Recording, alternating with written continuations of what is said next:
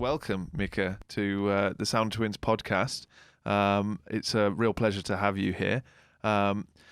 So, Mika Meskanen, how would you describe yourself, your role in the British Sauna Society? What's a chairperson? Is that?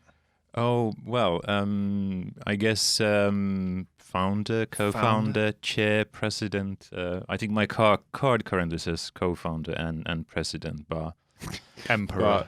Yes, You got all these like the war medals, like sort of Soviet era. Yeah. We try to avoid excessive titles. Yeah. But if you have to have one, founder might do just well. Excellent. So what led you to find the British Sauna Society in the first place? Find. Establish. Let's go with establish. Right. There's actually a bit of a story behind it. It goes all the way back to 2014. The place is Trakai, town of Trakai in Lithuania. And Lithuania are hosting the International Sauna Congress. It takes place every 4 years. It's the congress where all the sauna societies of the world come together and have seminars, sauna practice demonstrations, lots of meeting with different people, socializing sauna, so on. And I registered the congress with my UK address. And obviously I'm Finnish, but they listed. So on the website there's a list of Congress participants. I was listed under Great Britain, so I was a little bit like, okay, so there's no one else from the UK participating in this Congress, and I pointed that out to my friends at some point. Like, there's no one from the UK, so next time in 4 years' time I have to bring more UK people in, and at that point, I was there with Jussi and Kimmo, who are sauna activists from Finnish Sauna Society. And Jussi says something like, well, you have to start the Sauna Society. You have to establish a Royal Sauna Society. And so ambitions are good. And I was like, well, that sounds really good. Well, we could start with the British Sauna Society. Yeah. And I think 5 or 3 minutes later, I had registered domain. That's what you do. The first thing you have, you have an idea. The first thing you do is you register an URL for that. So it's real. It's happening. It's happened. It's happened. So it's registered. You are in possession of this property. Imagine if you couldn't have registered it, and then you'd have been like, well, we can't. It's not going to work. Then is it? You can't get the domain. Scrap that idea. Yeah. Sorry, go on. Yes, that was that. And when I go back to the UK, I think the next step was like, okay, so now you're committed, and what you want to do with this. I reached out to some of my people I knew who had connections to both sauna and Britain, and we started a Facebook group. So that's when the community started happening, and it's grown ever since. Mm-hmm. But it was a little bit random. But there was a certain sense of inevitability in that story, because I also realized at that point that I just simply had to do it, because I was at that point I had lived I guess 5 years in the UK, so I felt quite rooted, or it felt like I have a new or second home as in Britain as a country. So I was committed to contribute to something to the fabric of society, and secondly, I was really well connected with the sauna world. So obviously I had been. Now it's been 15 years as a member of the Finnish Sauna Society. I traveled through Russia, the Baltics, live in Germany, so I knew fair amount of different sauna cultures and the people who drive it in different countries. So it just struck me as like, if I don't do it, who's going to do it? Because if I can work as a bridge between these cultures and countries, that would be a really valuable thing to do. So I think I found kind of a vital course in this and that moment. Mm-hmm. So do you think, I mean, certainly from what we see from the British Sauna Society, I think the fact of having a Finn who kind of knows what they're talking about is actually quite a nice thing, because imagine if this was a fledgling organisation set up by a Brit who perhaps was a bit more ignorant about the things that make sauna good. And I think they have some issues, when you look at some of the German sauna societies and things like that, their whole approach is based around the German appropriation rather than trying to encourage the real deal, as it were. I suppose that kind of puts you uniquely placed. Yes. Well, yeah, you would hope so. I guess. At least I can say that my native sauna tradition, it comes from the thousands of years of continuous sauna practice. I was really lucky to be born into that. Yeah, and then obviously my own research and exploration on top of that hopefully contributes to some degree of credibility. Yes. Did you sauna a lot as a young Finn? I know most Finns will sauna a lot from a young age, but as a Finn growing up, is it something you enjoyed a lot, or is it something that you've kind of moved more and more towards, as obviously there is this, or had been this gap for a society here? Yeah. Were you a strong advocate for sauna even before you set up the society? Yes, I always enjoyed sauna, and we obviously had our family sauna, and if you live in Finland, it's just part of everything. So you go for a swim in the leisure center, you have sauna afterwards, and you meet with friends. You have you go to summer cottages. All these activities have got some kind of sauna component to it. But I think it was only after I moved out of Finland when I realized what we actually have. So was that the catalyst which kind of piqued your interest to explore deeper into? You said you've done further research since into the sauna culture. Absolutely. So I joined the Finnish Sauna Society in 2003, I think. Yeah, and I moved from Finland to Berlin in 2005. So there was maybe 2 years when I was in a really lucky position. Like, okay, I'm part of the society now. I get to access all these fantastic saunas. And then I was ripped away from that. So I live in Berlin, where I was immersed in the German style of sauna that you mentioned already. And at some point, I really wanted to find out what the essence of Finnish sauna is. So I built my own, a very makeshift one. So basically just ordered parts from eBay and put together a greenhouse tent and some sort of camping stove in, and lots of stones. And I was very clear about, like, there needs to be ventilation. So there was a massive hole on the side of the tent, just to make sure that, like, you get fresh air. And I put it up in the yard. So I lived in a kind of rundown area of Berlin. Now it's mostly hipsters, like everywhere else. But there was a yard where I could build a sauna. So, and I brought over the neighbors. Everyone was invited. We had sauna parties. We were barbecuing and so on. So that made me realize that it's actually very simple to have a sauna. So it doesn't. You can have a Finnish type sauna experience with very few ingredients. So it's more about the mindset, how you use it, how you commit it.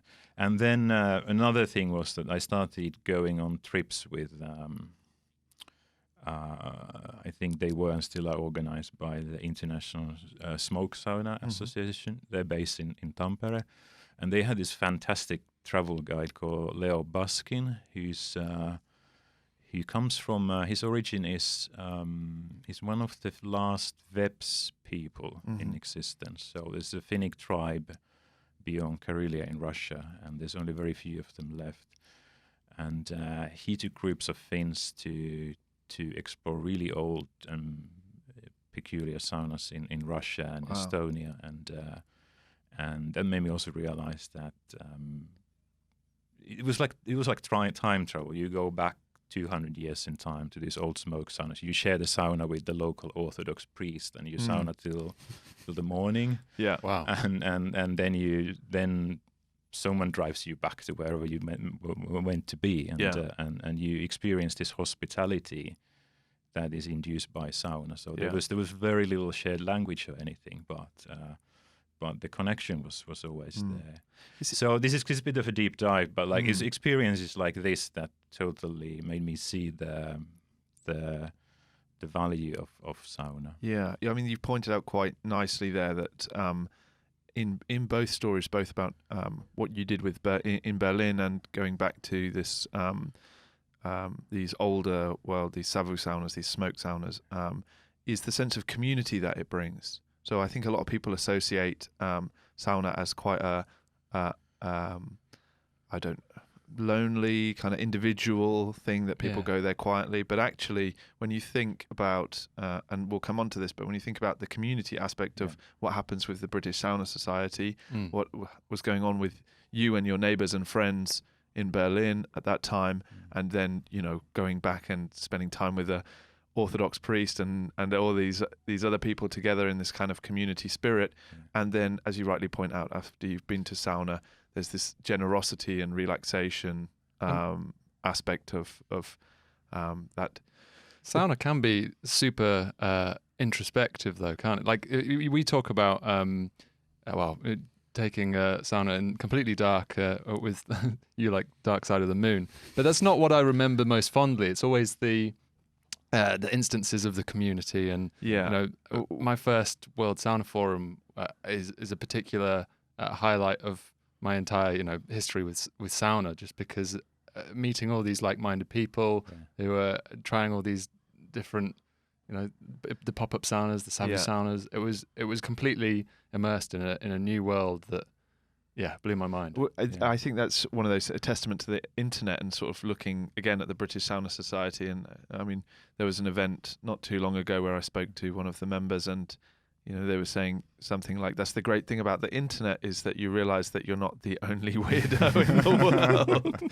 There's other people out there who are interested in the same things as you in different ways, of course, but they have their interests and shared interests. Where in the past, you probably just be, the Sauna Twins and everybody else, like, who are these weird guys that are interested in Finnish sauna. I think this is exactly what we want to achieve with the internet and Facebook groups, is that there's a platform for the sauna enthusiasts in this country to connect, to have this realization that it's not just me. There are people who love saunas, want to learn more about saunas, want to share the experience with others, possibly want to ask each other questions or learn about the best practice.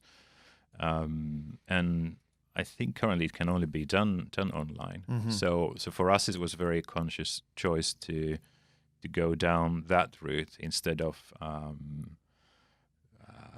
starting with the committee. Yeah.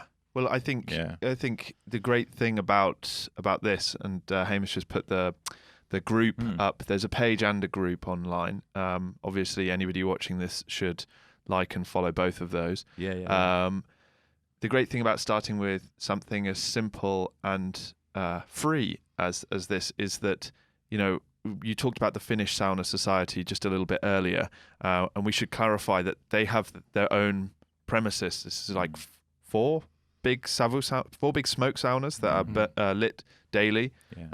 And is it just one normal sauna they have there? They have one electric one, which is for that's the lab, or for the experimental test. The testing lab for. I never used that when I was there. You've got four smoke saunas. Why would anybody use the electric one? And now they have the mobile one. Right. So that's number 7. Yeah. And but it's right by the sea. They have a jetty that you can go out and swim in the sea, and they have big pumps there to stop the ice from freezing at the end there, so that you can use it all year round. And people do. And obviously you can't, in the UK, you couldn't just start by saying, okay, I'm going to build 5 wood-burning saunas that are lit daily by You've got to test the water. You've got to see who's there. And I mean, Is this? Are we looking here at the page or the group at the moment? This would be the page. Okay. Yeah. So to get to the group, we probably let's have a look. Hamish, are you a member of the group yet? Of course. Good. I was about to say. If you click on the top there, Hamish. I think. Look at the suggestions. There we go. So the top first one, the first result. But that's the group there at the top. That's the group, yeah.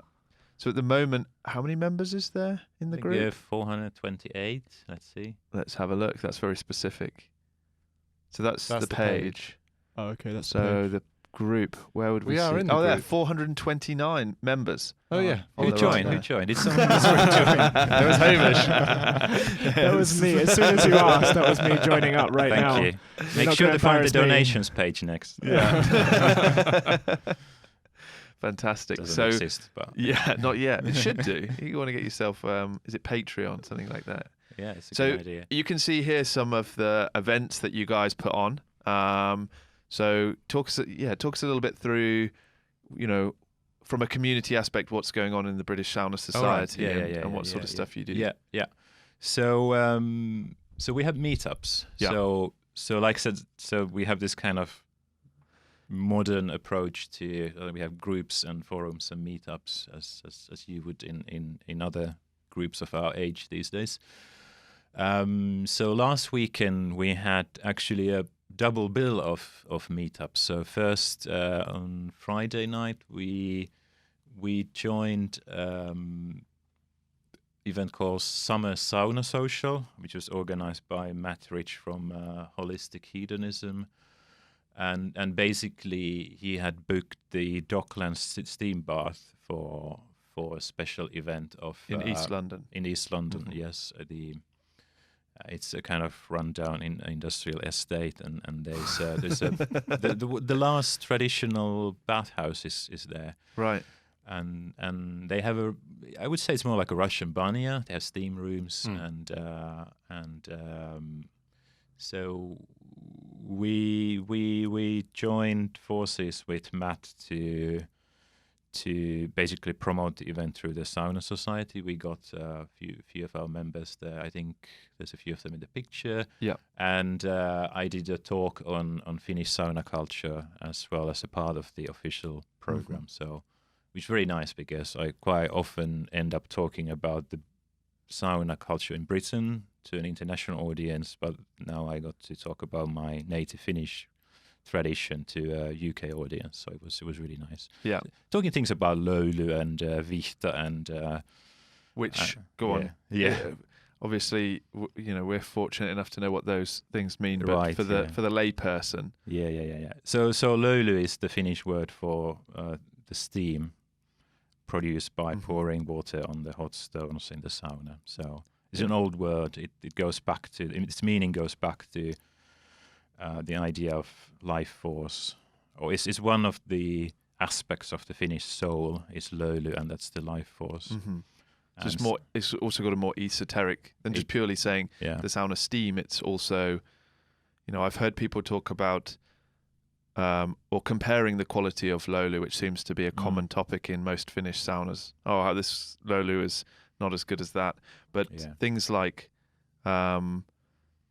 where it is and the view from the sauna and the company, and these also kind of contribute to the löyly being maybe the sauna experience. I think the best definition would be for atmosphere, because it's both the technical definition of the atmosphere, but also the atmosphere is, as you say, like the mood if you're with friends or there's a view. And you're right. I think it's more than just a physical phenomenon. It's too. It can't be reduced to just physics or chemistry. I think you're right. And vihta is the bundle of birch, typically birch. Well, in the Finnish sense, it's birch, bundle of birch branches that you use to give yourself a little massage or whipping or your neighbor in the sauna. So it's the ancient Finnish scrub, basically. Yeah, and I think that's another one that's misunderstood. So I spend a lot of my time explaining to people that it's not some sort of, BDSM kind of. CD practice. It's not violent and it's not painful. Well, it's refreshing usually. Yeah. So I mean, whisking is the word that's used in English to describe it, but it's kind of a weird word because there isn't a word to describe what's going on, and a whisk is something that kind of, you mix. You might mix a sauce or something with a whisk, right? Whereas, what you're actually doing is you're softening a bundle of young birch leaves and twigs. Yeah. And then when you're hitting yourself, the leaves are breaking up. Yeah. And often the leaves are a little bit blanched as well, but that's something I've heard Finns argue about whether they do that or not. Some people do and some people don't. But when they break up, it's birch has got saponins in it, which is where we get soap from, saponification. And I've also, from an anthropological perspective, read about Siberian nomadic hunters that use birch whisks, not actually in steam bathing, but even just in naturally washing and cleaning themselves to deodorize themselves before they go out hunting. And in the same breath, they were talking about once they've done this, they would then stay away from the children because the children smell the most. So if you want, like, the biggest smell of human is of kids and children. They're the most smelly things. So yeah, once whisked, they stay away from the group until they're ready to go hunting, and then they would go out hunting. So that's very interesting. Very interesting. Yeah. So Hamish, can we get a picture of a whisk or some birch whisking as well, just so that there are obviously multiple types of, perhaps more in Russian banya, they use more oak whisks. Yeah, I can't say I've actually tried the oak. We did prepare some recently. More tannins, less saponins. Yeah. But I just love the smell of the birch and the birch water afterwards as well. Because the water that you fermented, you soak the Vichter and then you blanch it. Well, open to argument. Yeah. And that water that it takes on the green color from the birch, and when you pour that on the stove, it's got this really fresh, zesty green smell, kind of like an apple peel. Mm-hmm. It's really nice. So this is the picture on the screen at the moment is a traditionally bound whisk. I was about to point out the same thing. Yeah. So they strip the bark off a piece of the birch to bind it with, a bit like a withy, as to sort of, so there's no string or anything, but commercially available whisks nowadays, they're all bound with string, or I've seen them done with cable ties, just nice and quick. This hand made hand or that strap or the binding is the tell. That's how you can tell a traditional handmade Finnish whisk from all the other whisks. So the commercial whisks usually not made this way, but that's the traditional way. And if you learn this way, even better. So usually you have to peel the bark off and then twist it around, and it's quite a laborious process, but it is definitely rewarding. But these days, it's either string or cable ties. So you mentioned, but not for the traditional Finns, it wouldn't do. It has to be done. Yeah. All right. Yeah. You mentioned at the new Docklands Steam event the difference in Vichter culture as well, from Finnish sauna practice to, I think there's some like Lithuania and some of those countries Baltic states have a lot quite different ritualistic approach. So I just wondered whether you could shed some light on that. Yes. So I guess there's a bit of a continuum of Vichter whisking practices. So further up north you go more. I don't know if it's rare, or like sparse it becomes, and then further south you go, more variety and richness you get to that. So Lithuania especially, there are a few illuminaries like Rimas and Biruta who run International Bath Academy, and they approach sauna whisking as very very systematically. They put together the science and art of whisking in a very compelling way, and they go all the way talking about nervous system, sympathetic, parasympathetic nervous system. What are the qualities of different plants? So they use many different plants. So there's obviously oak, red oak, juniper, could be linden, all the others, and they have different uses for those. And it's very systematic study of this tradition. Basically, they've taken this tradition, put science on it, and create a systematic training program around it. Great. So if you can experience a sauna whisking in Lithuania, it's highly recommended. It's a very highly developed form of treatment, and it's also in Russia and Latvia and Estonia. Yeah. So it's a continuum of these things, but I think the Lithuanians have formalized it the best so far, as I can tell. So if we go back and have a look as well at the British Sauna Society Facebook group. So this is, anybody can join. You just got to have an interest in Finnish sauna. Yeah.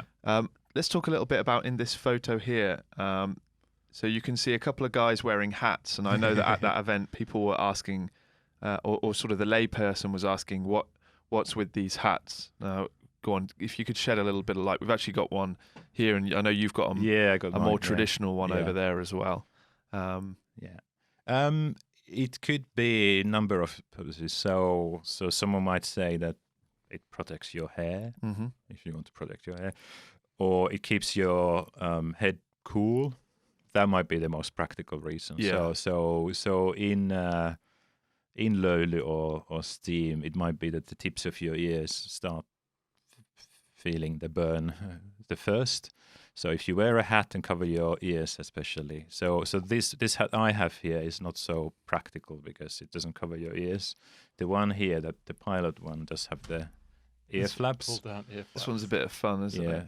Let's see, I'll model this one. What, over the top of headphones? Yeah. There we go. Very handsome. Yeah, thanks. Yeah, suits you. How's that? That's it. So yeah, that should give you superpowers in the sauna. So if you want to hit it a little bit harder, and especially soak it in water, yeah, you can do that. Yeah. I mean, when I use it, I always soak my my hat fully in cold water. Yeah, just keep my head nice and cold, because that's obviously where your hypothalamus is, right? Yeah, to keep your core temperature down, last a bit longer in there. Yeah, so especially if you got whisking going on, so then there's lots of hot air moving, so that gives you extra protection, and in that case you might also wear mitts. Yeah. So if you see those big Russian guys who do whisking with both hands and big Is that oak what the whisks, oven gloves are for? That's what the oven gloves are. Yeah. So you don't burn your fingers when you move your whisks in. Yeah. That's or sometimes you might need the mitts to operate the stove, or like just touch anything in the sauna, so or banya in that case. Yeah. So, what kind of people are attending events like this then? Sort of give us an idea of the demographic, and I think it's the same as the demographic of Great Britain, just in miniature size. Okay. I don't know if there's any common denominators apart from everyone's somehow discovered sauna. So we got there's a nice geographical spread. It's British people, few Finns. So in this picture we also have Birute and Rimas on the left, the Lithuanian whisking experts I mentioned earlier, and then we got Katie and Liz holding their newly awarded certificate. So they are the owners of Beach Box Sauna in Brighton, and this is yours truly in fully ceremonial outfit in the middle. And then we got Olivia. She's based in Manchester. She used to run a sauna pop-up last summer. So she's looking after kind of north of England, Manchester, wants to also develop sauna ideas. And then we got my partner Wendy, wearing a big sauna hat. She's from Canton originally. And then the tall guy with the pilot outfit is Nick, and he's half Finn actually. Yes. Yeah. And then there's someone I can't recognize straight away, and then the last one to the right is Mina, who runs a blog called Sauna Explorers. Fantastic. So she's Turkish. She grew. Was introduced to sauna in Switzerland and now lives in the UK. And obviously it's nice to have her on board as well. Like, yes, widening each other's horizons in all these cultures. So yeah, so that was our Saturday last weekend. Yeah, brilliant. Yeah, and we had lots of Lithuanian whisking there. So that was fantastic. So obviously. The British Sauna Society is also so we also connecting to other sauna cultures as well. So really happy to see this happening, because the Lithuanian culture is equally ancient, rich, and deep as is the Finnish one. So. Yeah, excellent. So in terms of celebratory events, I know we've got Johannes, which is Midsummer's Day in Finland. If you could tell us a little bit about that, and obviously perhaps a little bit about what makes today special as well. Yeah. Fire away. Yes. So so Midsummer, as we are recording this today, is around the corner. So Midsummer is one of those holidays which in Finnish tradition definitely has to be celebrated by going to sauna, and it comes with its own rituals. So like typically you would construct your whisks as well, so because it's the perfect time to make those whisks. So the branches are still young, but their leaves are fully grown.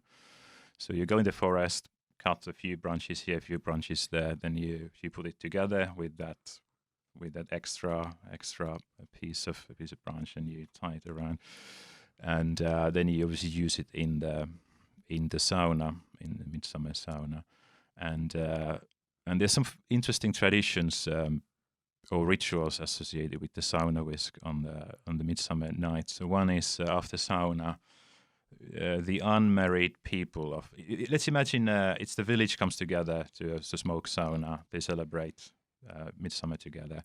So then the unmarried youngsters of the village then take their sauna whisks and throw them on the sauna roof, and then depending on which direction the handle points at, that's where your future spouse will come from. So that's how you can tell what your marriage will be like. Yeah.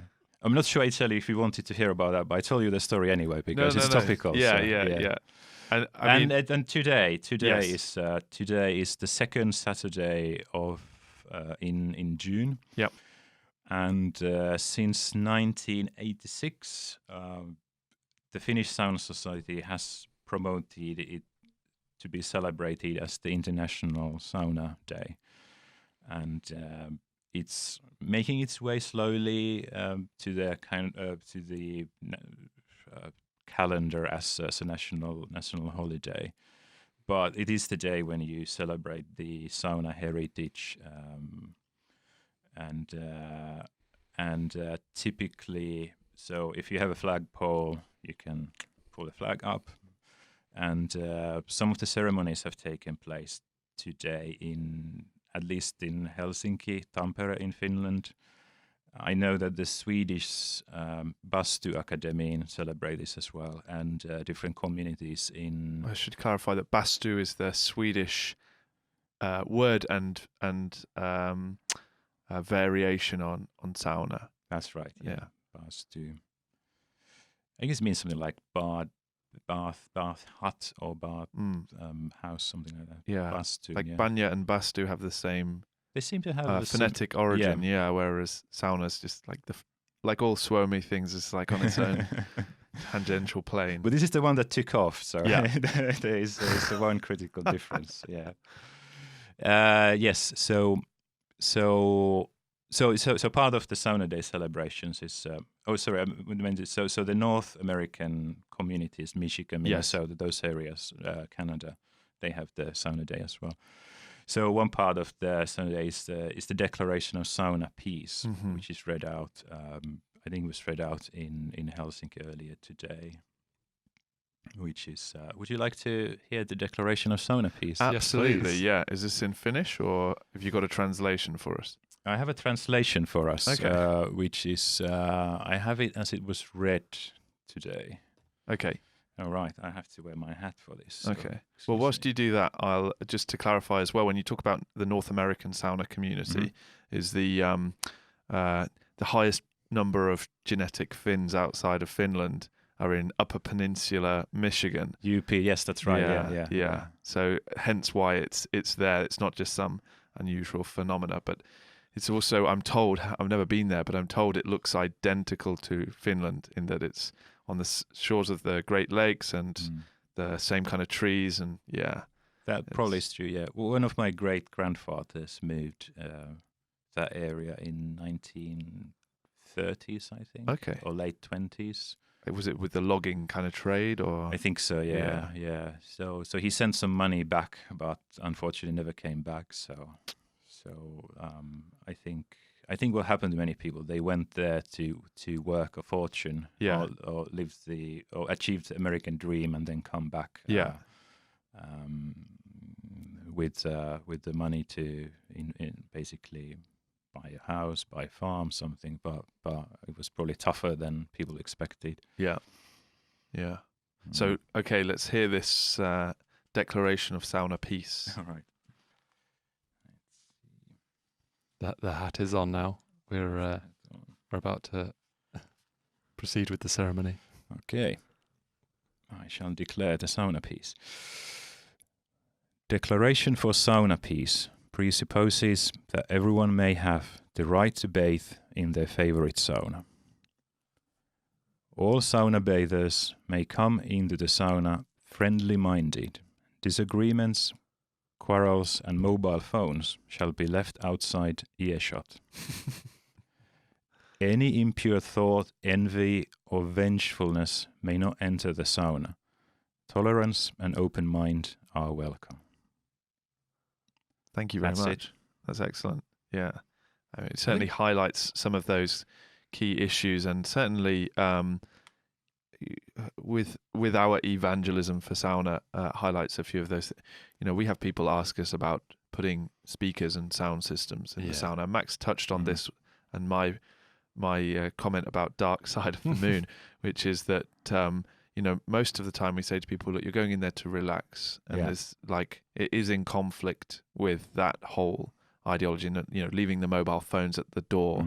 And the only time that I've really ever, and having sauned thousands of times, that the only times that I've had music in there is like pitch black, wood burning, sauna heater just crackling away, and then maybe put Shine On You Crazy Diamond or Dark Side of the Moon, something by Pink Floyd that's kind of epic and builds to this big kind of crescendo. But even then, as it gets really kind of intense, you have to switch it off and just, because you're in there to relax. You're in there to kind of let go of the stresses, the tensions. And I think perhaps what the speech there also doesn't highlight so well is that a lot of those things you could go into a sauna with, but you wouldn't leave the sauna with them.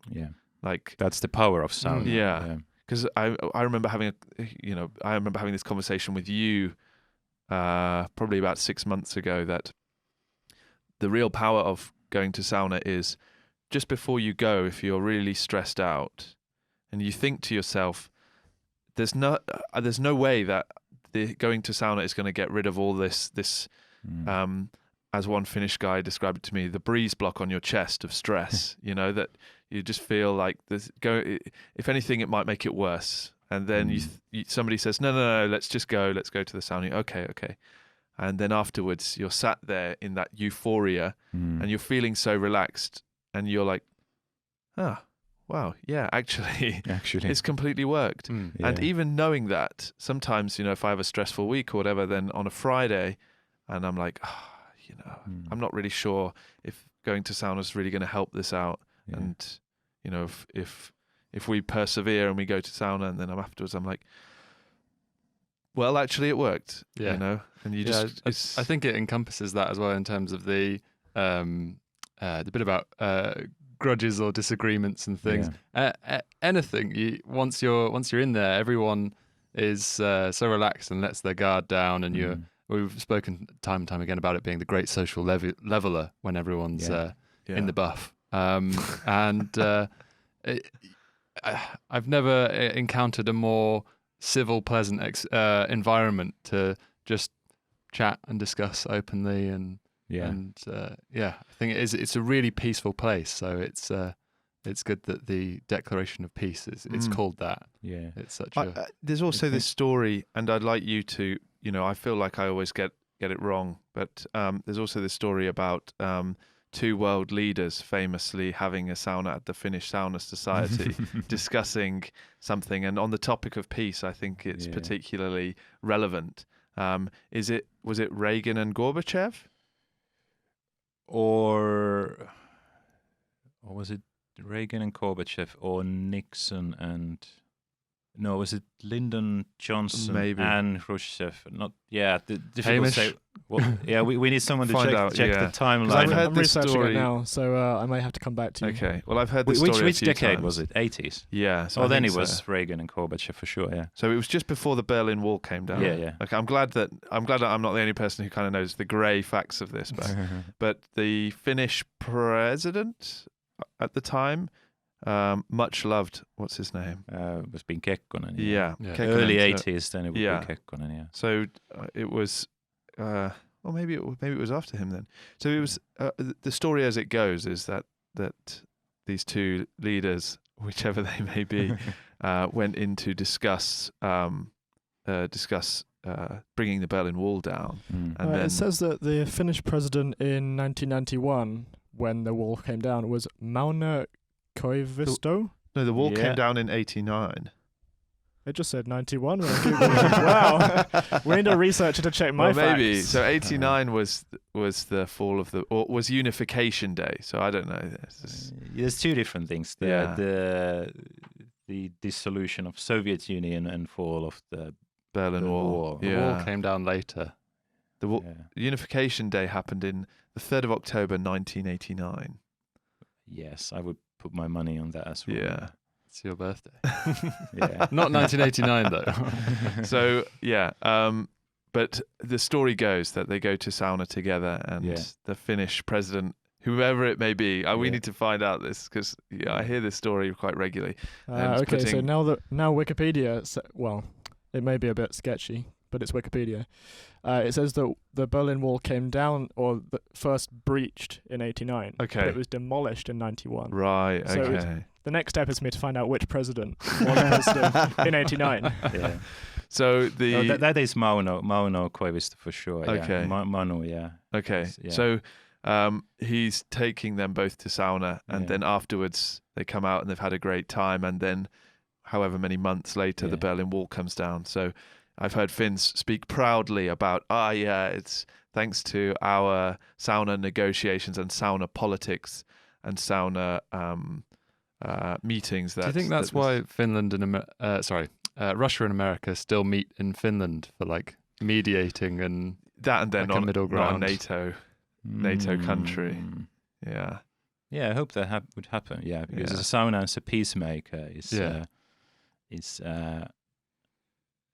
could be a legitimate thing, but it's also so the Finnish peacekeeping force, so the United Nations peacekeeper is quite well respected force, because it comes from a neutral country, and and it's highly trained. But one thing they always do when they go to Lebanon, Suez, or Kosovo, or any of these crisis spots, they always build saunas on the location, and they invite the local leaders to the sauna as well.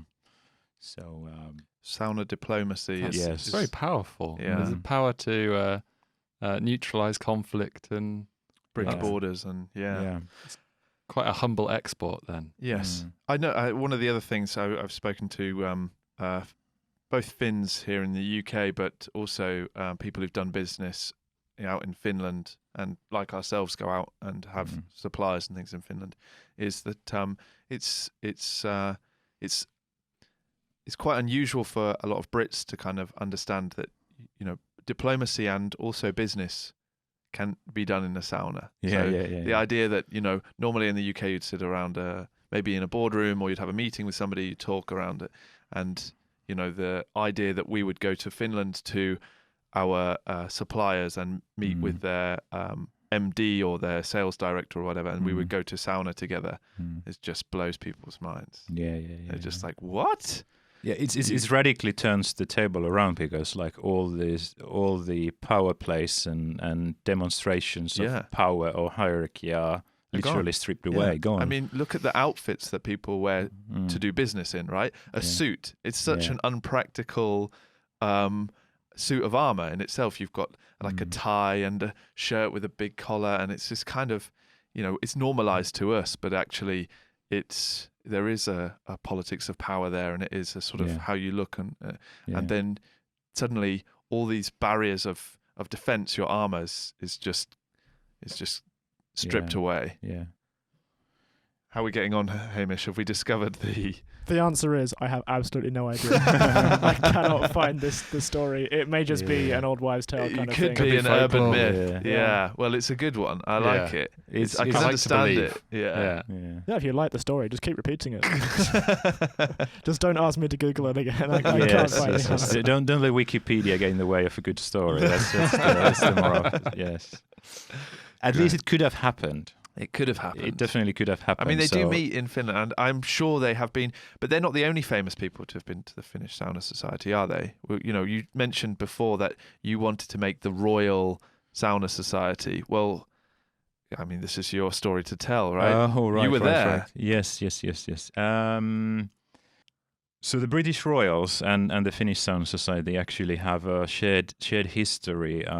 It goes back to... In the first instance, it goes back to the 50s when Helsinki hosted the Summer Olympic Games in 1952. It was the one after London in 1948, and one of the first post-war ones, and Britain sent young Prince Philip, Duke of Edinburgh. Correct. Yeah. Okay. With Team GB for the entire duration of the Olympic Games, I guess, and the new sauna house of the Finnish Sauna Society was just built at that point. So he was one of the guests so he was basically introduced the Finnish saunas, and he apparently loved it. So he just totally got it, enjoyed it, wouldn't want to leave or anything, and wrote a really nice letter afterwards. It's still on the wall in there. So it's just like 3 sentences, but it is proper English. It just encapsulates the elation of that experience perfectly.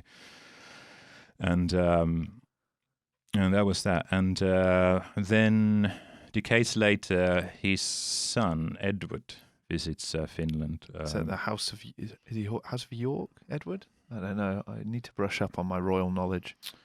But Prince Edward, Hamish, find out. It's good to have fact finder. That's great, isn't it? Yes. We'd be lost without him. So Prince Edward is... Go on. You couldn't have been much further away from York. He's Southampton? Earl of Wessex. Wessex. Yes. One of those good real places hot up on your pub quiz knowledge. It's Anglo-Saxon nation. Go on, sorry. Yes. Earl of Wessex. Yeah, so he was touring Finland with with Countess Sophia, his wife, and one of the stops on this tour was at the Finnish Sauna Society, and he was there to basically unveil the new, or kind of, I guess, inaugurate the new sauna. That was sauna number 6. That was new back then, and it happens that I ended up being called for the delegation or the kind of welcoming committee for Prince Edward, because someone had told the organizers that, like, okay, British Sauna Society, there's this guy who's also a member of the Finnish Sauna Society, so we need someone to be present there to welcome Prince Edward and Countess Sophia to the Finnish Sauna Society. So I've seen a picture of it. There's a picture of it at the Finnish Sauna Society. There's somewhere in the archives. There's a picture of us. Yeah. There's a plaque as well on the wall saying this sauna was inaugurated by His Royal Highness or whatever the term is. Oh, that's amazing. That was. Did he go to sauna with you? No, he did witness a demonstration of people coming out of the sauna, dipping in the sea and so on. But not for him.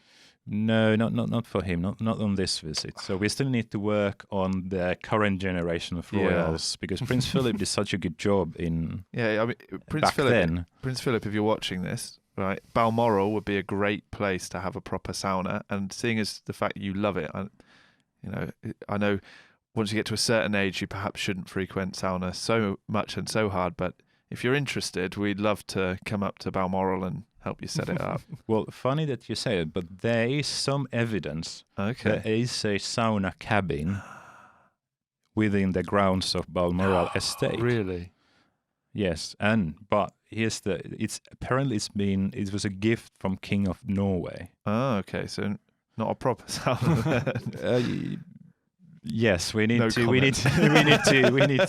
to go and investigate first what's in it. Yeah. But they say some sort of dog walker blog post. Right. And there's a few about this. Cabin. Someone found this cabin because it's an open estate and or the forest. I haven't been into the forest, but I've been to the front of Balmoral Estate. Okay. Anyway, so someone walked the dog in on Balmoral and found this place, and then pulled up told about the story.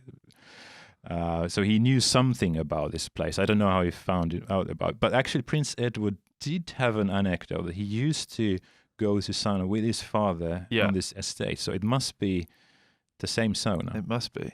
It's funny. You were talking about the other day. Again, we'll keep things grey here, but somebody senior in the Forestry Commission who had somewhere hidden secret in one of the forests of the UK, some former head of the Forestry Commission's wife was Russian or something. Apparently he'd diverted funds and built this cabin that didn't exist, if anyone asked. It's a proper banya off the grid. And it has a river that feeds into a natural cold plunge, and so apparently it's the real deal. But I've been promised a guide of it upon my return to visit these people. So somewhere in the British Isles, somewhere in the secret sauna. Amazing. Please do report back. So it's fantastic that these places exist. Yeah. And little off-grid gems. Yeah. In fact, I think Hamish is doing some it looks like aerial research. I'm going to be on some MI5 list now, searching in really high detail about Balmoral. Okay, Hamish, where is Balmoral Sauna Cabin? Yeah. I'm still trying to find it. From here, his computer screen looks like one of these crime investigation dramas where they're like enhanced satellite footage and he's zooming in on Balmoral Estate. Well, Hamish is going to be spending the next hour scouring Google Maps to try and find anything that looks like a cabin in the woods. I mean, it's fascinating though. It is, and nice to know that the royals like it. So the next step is really, we need to encourage. I don't know how you get a royal charter for a society. Have you done your research? Do you know what the next steps are? I guess you need someone royal patronage. Someone's office, I guess, need to decide that they can put their name behind a course like this. Sure. So that's my assumption how it works. But, so you've got to send a letter to the Duke of Edinburgh, to Edward, and then anybody you know who knows anybody who's a royal. I'm sure there's a few. There'll be plenty of royals that they'd love that. Lots of kids these days. And there's a long wait then. And it's kind of one of those things as well that's especially with the sort of normalizing of the royals, with them becoming more sort of people of the people, as it were. Yeah. I think it's the sort of activity that they would love. The idea. I mean, yeah. It'd be interesting to gauge what the royals' perception of sauna is, because the perception has evolved so much in the last few years in the UK. I'd be interested to know if they know that about proper Finnish sauna, or whether, unfortunately, like a lot of the public, their understanding is. How have you seen the UK public perception develop over the past few years then? So what I've seen, and this is by no means scientific, but I very rarely encounter. Okay, so if there was this perception of sauna as some kind of shady sex place, if that existed before, Sorry to interrupt. Oh my God! I may have found Stop it. the press. That might be it. That's and it's on the side of a lake as well. It's on This is the it. eastern edge of the Balmoral estate.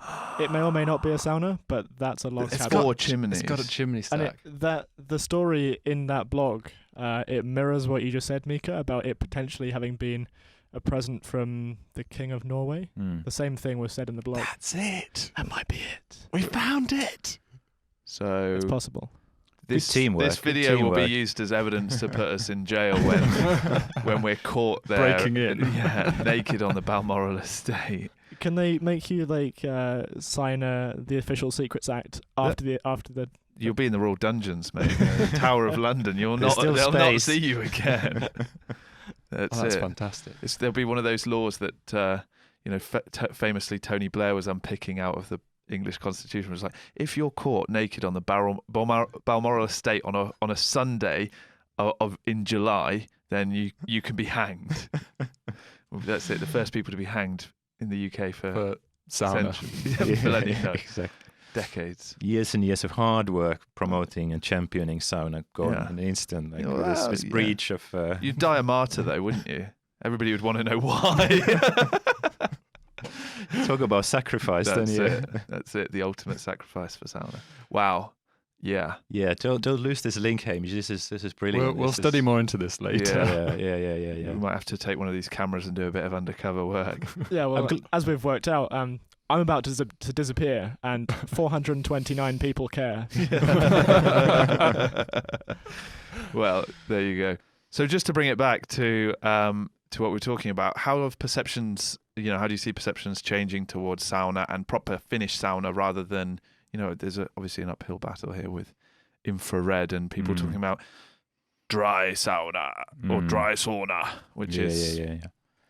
Yes, so I think I see two main trends with regards of how perception of sauna. One is the promotion of health benefits that comes across through every media outlet these days. I mean, most of the studies originate from Jari Laukkanen's studies, but they get circulated around different research journals and papers, and then republished, and then someone rediscovers them. So the stories about cardiovascular health, there might be something about anti-depressive qualities, might even have got something to do with telomeres, which are contribute to control our aging.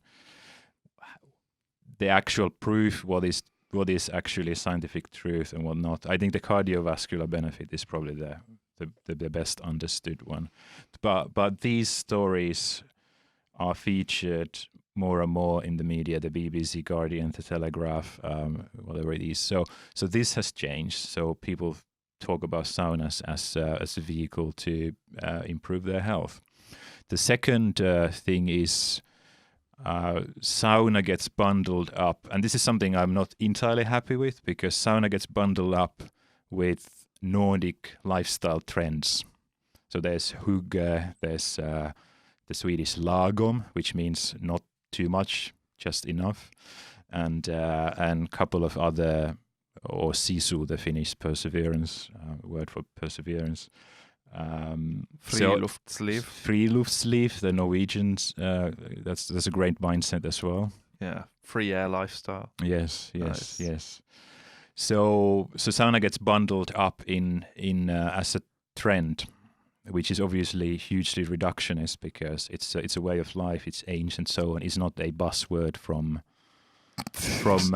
yesteryear, like GIF or something like that. So, but it is great. It is in the news. People talk about it, so on, and that is great. And the latest piece of news was actually from the England women football team. Mm-hmm. They were using saunas. Don't know what kind of style of saunas, but they were using saunas to get used to the heat now that they're playing in the World Cup. Mm-hmm. Is it in Qatar or? Don't ask us. We're not good with hot football. Hot place. I think so. Yeah, that sounds right. One of the, shall we say, it's in Arabia? Yeah, it's in a. Okay, but it's nice that saunas get mentions, but obviously, if you use sauna in preparation to tolerate heat, if you go out in the desert, that's weird use of sauna, because like the next step would be to teach these athletes and their organization that you can use sauna for relaxation, recovery, enjoyment, T cells, reduction in beta amyloid. I mean, we can speak for hours on the health benefits, and that's another episode for another time. But do you think mainly the perceptions are changing just because of the health benefits that you were saying, because of the studies coming out regarding this? Is there? I guess it's difficult to really further the kind of the cultural aspect of it in the UK without more access, like readily available access. Yeah, because these news don't change the misuse or the mistakes people make in using the sauna or building them. They just say that like categorically it's good for you, and look at these athletes or look at these celebrities having sauna, look at this new research that says good, and generally like Nordic things, because they are portrayed in such a positive light. So a lot of the Finnish baby box and generally the equality, education and so on. So saunas get bundled with these positive things, I think. So that is good. But obviously that doesn't change the fact that there's a proportion of people who go to sauna to lose weight or they just sauna against the clock because they have to. There was actually one guy at the Finnish church in London. It has a sauna. Rotherhithe, yes. And there was one guy who came in there and was definitely looked very uncomfortable and stayed way too long in the sauna. Everyone was asking, "What are you doing?" And he's like, "I don't actually want to be here, but I'm trying to lose weight because I have a boxing bout next weekend." That was the only time ever I've seen someone in sauna against their will or against their better judgment. Yeah. So, but I think that's unique to yourself, because I mean the reason we exist, and you've highlighted it quite clearly, is there's a lot of misinformation in the UK about what is proper sauna, and a lot of people outside of the enlightened ones believe that it's just something you tolerate for 10 minutes after a workout. So you might go to your local gym, and then you go into a sauna. Yeah, as we generally call those dry heat boxes, which most Finns would run a mile from in these health clubs. So they go into the sauna, and they've got their little sand timer, which again is kind of not in line with the ethos of just going in there to relax until you're done.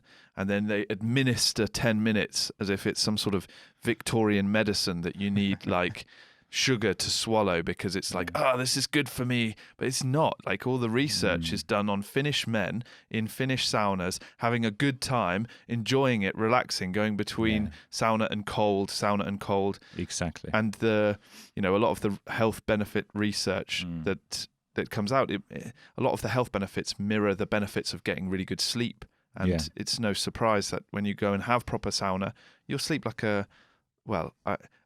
sleep like a teenager. You go to bed at 11 o'clock, but you wake up at 11 and you're like, oh my goodness, I haven't slept so long, I haven't slept so deeply for so long. And it's just, I guess what we're saying is when we talk about changes in perception is whether you think as a Finn, people in the UK are waking up to, hey, this doesn't have to be this seedy practice, which it kind of became in the 80s, but also that it's not something that's super dry. It's something that's actually really humid. I know it annoyed you when somebody was writing about banya, that banya is different because it's all steamy, wet heat, and it's like, no, actually, proper sauna is like that as well. There are a lot of misconceptions, and there's even cynical marketing against Finnish sauna, which is based on misconceptions about the Finnish sauna, because basically the dry box saunas are seen as Finnish saunas, whereas they're lacking the most critical ingredient, which is the heater, the stove with stones on it that you can pour water and make lolu. So without that, you don't have a sauna. You have a dry, hot box. I don't know if it's got different name. But it's called Bastu? Yes, that's But Lassie was talking about this in our last episode, that in Germany, if you go to a Finnish sauna in a German sauna complex, because I've been to a few like that where you turn up and you go inside and I'm like, yes, there's one actually where they've probably left us a bucket and a ladle. If it's called Finnish sauna, you go in and no, it's just the driest, hottest sauna that they have in the place. And it's just like, oh my goodness. And people are just sitting there, they're like, this isn't even nice. But it must be good for me. That's really unfortunate. And even Germans who have quite a good widespread culture. Sauna culture still I guess perpetuate this misappropriation. That's what do you think needs to happen to make sure that it doesn't just become another fad? You were talking about the sauna being grouped with these buzzwords, the hygge and things. How can we ensure that the British public don't just latch onto a different misappropriation or develop their own? That's a very good question, because I guess in a sense it's impossible to control, I guess, because information flows so quickly and freely, and what gets adopted and what not, it's very, very difficult to predict. One thing is we obviously need more and more authentic sauna experiences available to people. There aren't too many at the moment. So what would be amazing would be if we got some kind of sauna overhaul program going on with the leisure centers and so on. These health clubs and leisure centers are for many the touch point. But there is probably a lot of inertia to change that. So where there seems to be movement is with different pop-ups and more like creative events going on across the country. That's where interesting stuff is happening. But they're also very experimental, so they don't necessarily follow their purist sauna culture if there is one, but at least it doesn't necessarily mean that it's going to be Finnish style. They might mix it with like herbology or other Aufguss German. Aufguss, yeah. So that's entirely possible. So then eventually it is, I guess, is what sticks. I mean, Aufguss is quite interesting because it's invented totally accidentally, apparently. Because it's obviously Aufguss is a response to the sauna. Explain what aufguss is, just for those who don't know. Exactly. Yes. Okay, so aufguss is a sauna ritual where the steam is administered by member of staff, so Saunameister, Aufgussmeister, master in German. So this usually happens in a spa in Germany, in the Alps, northern Italy, Switzerland, Austria, now and also towards Belgium, Netherlands, Denmark as well. Mm-hmm. So imagine you're in a spa. There's a big sauna that looks almost like a amphitheater kind of thing, and full hour. People are let in, take their places, fold their towels neatly underneath them, and the Aufgussmeister comes in with a bucket of water, maybe some ice cubes or kind of ice snowballs, and different scents. And they pour the steam and they wave towels in different kind of movements and do a little bit of kind of acrobatics with the towel, and people are an audience to this ritual. So what they do is they basically in a very concentrated fashion they experience this thing that's coming at them, and then they let out. They have a cold shower. So this is a guided sauna experience, and so original question was we're talking about how it came to be. Yeah, it was invented by accident. It was invented by accident. And my theory is because aufguss is a way to enhance or make an unpleasant sauna experience into something.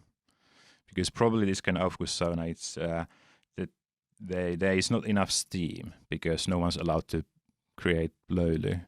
And it's also the ventilation might be wrong and so on. And people might not know what to do with the sauna. So now they have if there's a bad löyly in that sauna, if you start spreading with the towel, you can kind of make it go around the room a bit better. And it's also because if the ventilation is bad, and if it's only used once every hour, so then the air stays fresher for that amount of time. And it's also, if you're a little bit unsure what to do sauna independently, someone gives you a guided experience, tells you, go in now, sit over there, don't talk. Now you're allowed to go out, and definitely don't say anything whilst this is happening.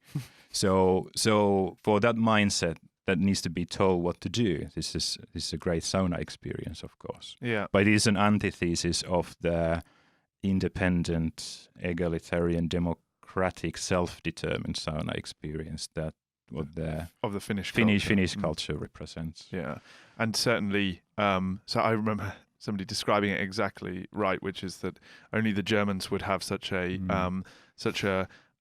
rigorous, stringent, and administered way to relax. Like, now you must do this for 3 minutes. Now you must. It's like, oh, this is really relaxing. Orchestrated relaxation, enforced relaxation. Yeah.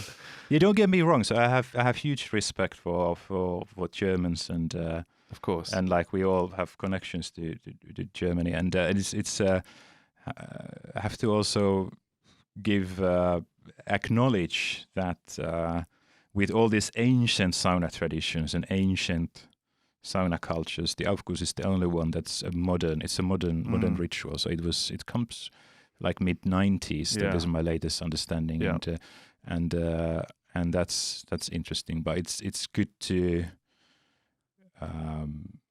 Also, I think acknowledge that it appeals to the different end of spectrum. Yeah, and we're not against cultures evolving. Yeah, I know they have the Aufguss competitions now, like where they compete and like dress up as cowboys and all the rest of it. And I can understand the fun of that. Yeah. But German sauna in itself is also very much unusual. There's it's enforced nudity, which is in contrast to what's quite common in Finland nowadays and in a lot of other saunas. But yeah, I think they've got a lot of good things in their culture, but there's something still to be said for that relaxing in front of a nice view and the peace and the tranquility of it all, of doing sauna properly. Yeah. Do you think do you feel like the Finnish aspect, the Finnish sauna culture aspect is something that's really emerging clearly now in the UK as part of the British Sauna Society, or do you think that it's its own thing? So it's like an amalgamation of the poor appropriation of sauna in the UK of yesteryear combined with this new, more cosmopolitan understanding and this openness to appreciating the original sauna culture. I'm thinking, at least what I'm seeing is that some of that growth mirrors what happened in Finland maybe a few decades earlier, is that people are building or having their private saunas built. Yeah. And more of them are following the Finnish style or Finnish culture. So the first step is that, like, if someone wants a sauna, they don't settle for the dry box. Yeah. You get the heat. You understand that the steam rises from the stones and so on, and it's obvious, like, if you're gonna build a sauna for yourself or your full family, your family, you're not building a spa. You build something that fits on your property. You have planning permission for, and then you need a simple solution. And the Finnish solution for sauna is the simple one. So it's the most accessible one. So maybe cold plunge shower, whatever you can build in there. The sauna, electric, wooden, like that's. But like then there's also, those are the physical properties. But I guess what's difficult is the mindset, because that notion of being possibly on your own or with family or friends in this hot room and not necessarily kind of doing anything, that can be scary if you have to kind of independently experience it. It's difficult for me to understand because I grew up with it. So if I had to learn how to sauna much later, I don't know how I would approach it. We've certainly found that particularly when we visit our folks, they've got a lovely wood burning sauna setup. You've tried, yes, and it's just something not social. You go there together, and we've seen it with saunas that we've fitted for families there, where now they're saying like, oh, we want this to be able to fit everybody in, and we want our kids to come in, and we want to have it as this, I guess it's body image positive, it's social, there's no mobile phones, as you pointed out in the piece, sauna piece, and I think it encompasses everything that that everybody who, from a family perspective, aspires to have this kind of, everybody's talking to each other, listening to each other together, comfortable, there's no, relaxed, no distractions, and it's just a bit of you time, a bit of honest, open time. Exactly. So, I'm hoping it grows and catches on, because it does have such a positive impact, not just for health and mental well-being, but that family positive aspect. Absolutely. British Sauna Society, what's next on the agenda? What have you got coming up this year? Tell us, what the next big events are. Yes, so the next meetup is going to be in Brighton on Midsummer Eve. Mm-hmm. So if you want to experience this Finnish style midsummer with sauna, bonfire, barbecuing, maybe some sing-song, lots of birch, that's happening on Friday the 21st.